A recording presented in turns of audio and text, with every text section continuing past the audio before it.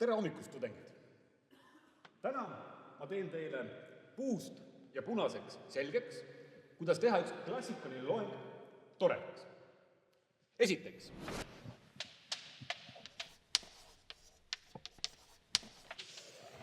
Nii.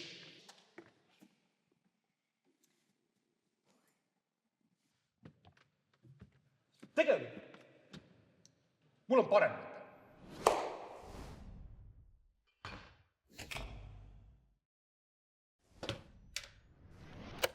Pange tähele, õige loeng on sama hea nagu üks hakklihapirukas.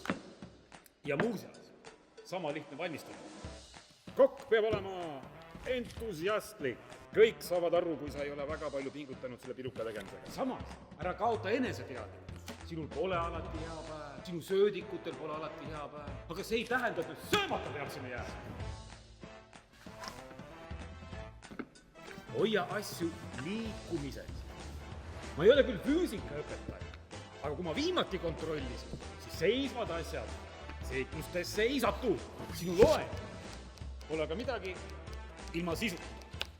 Mitte kellelegi siin rohelisel planeedil ei meeldi need sööklapirukad, kus maitset pole ollagi ja liha on pandud sinna sisse, nagu meil oleks defitsiit. Nagu üks korralik pirukas on hea loeng täidisest pungiga, maitset ikas.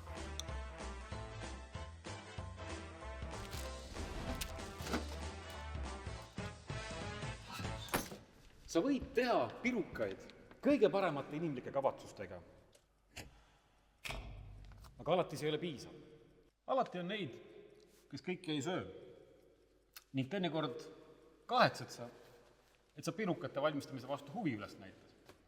Kõige tähtsam on see, et sa valmistasid need pirukad hea tahtmise juures. Aga kas sinu kokakunstiga hinnatakse?